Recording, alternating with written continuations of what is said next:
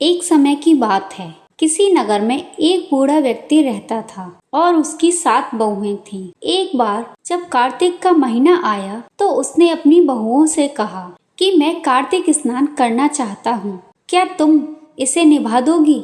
7 में से 6 बहुओं ने मना कर दिया, लेकिन बड़ी बहू ने कहा कि पिताजी, मैं निभा दूंगी। बूढ़ा व्यक्ति हर रोज उठता और नदी पर स्नान करके घर आकर वह अपनी गीली धोती बड़ी बहू के आंगन में सुखा देता। जैसे जैसे उसकी गीली धोती में से पानी की बूंदें जमीन पर गिरती, वैसे ही वह हीरे मोतियों में बदल जाती। धोती से हीरे मोती गिरते देख बाकी 6 बहुओं के मन में लालच आ गया और उनसे रहा नहीं गया। वे बोली कि हम भी बूढ़े को अपने यहाँ नहाने को बोलते हैं। फिर उन्होंने कहा कि पिताजी, आप कल से हमारे यहाँ कार्तिक नहा लेना।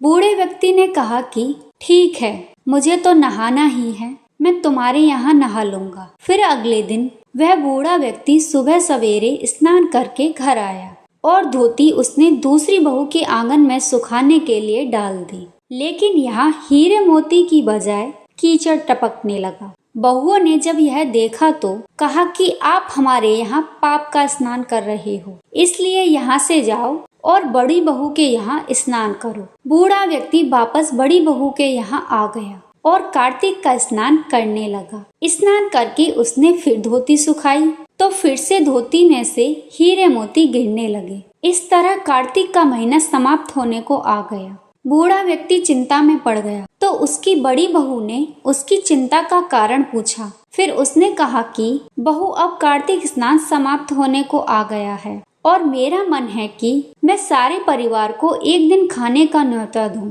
तो बड़ी बहू ने कहा कि पिताजी, इसमें चिंता की क्या बात है, आप सभी को बुला लें, मैं खाना बना दूंगी। फिर वह बूढ़ा व्यक्ति सभी को निमंत्रण देने गया तो बाकी बहुओं ने कहा कि जब तक जिठानी जी घर पर रहेंगी तो हम खाने पर नहीं आएंगे। बूढ़ा व्यक्ति फिर से चिंता में घिर गया कि ऐसे कैसे होगा और सूखने लगा। अपने ससुर को सूखते देख बड़ी बहू ने कहा कि पिताजी, अब आपको क्या चिंता है? बूढ़े व्यक्ति ने 6 बहुओं वाली बात बड़ी बहू को बता दी, जिसे सुन वह बोली कि पिताजी ठीक है, मैं खाना बनाकर रख जाऊंगी। और उसने वैसा ही किया। खाना बनाकर रख दिया और खेत पर चिड़िया के लिए बाजरा लेकर चली गई। इधर 6 बहुओं ने खाना खा लिया, लेकिन जाने से पहले बाकी बचे खाने में कंकड़ पत्थर डाल गई कि बड़ी बहू आएगी तो परेशान होगी। इधर खेत में बैठकर बड़ी बहू कहने लगी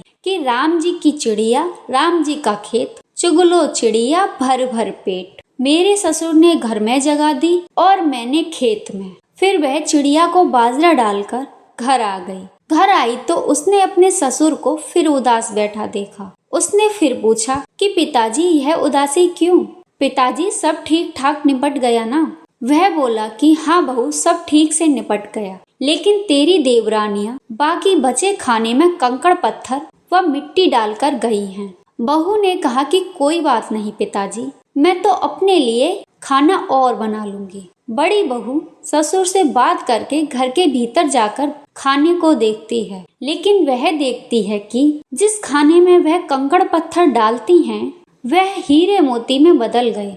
घर की जगह महल खड़ा हो गया और घर धन दौलत से भर गया। अन्न के भंडार घर में भरे पड़े हैं। फिर वह अपने ससुर को बुलाकर कहती है कि पिताजी, आपने तो कहा था कि मेरे लिए कुछ भी नहीं बचा है, लेकिन यहाँ तो हीरे मोतियों के भंडार हो गए हैं। पूरे घर में धन की वर्षा हो रही है। हमारा साधारण सा घर महल में बदल गया है। बूढ़ा व्यक्ति सब चीजें देखकर बहू से बोला कि बेटी, तुमने कार्तिक स्नान सच्चे मन से निभाया था, लेकिन बाकी बहुओं ने पापी मन से इसे निभाया था।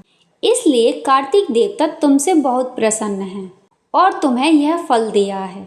हे कार्तिक देवता, जैसे आपने साहूकार की बड़ी बहू की सुनी, वैसे ही आप सभी की सुनना। जय श्री कृष्ण।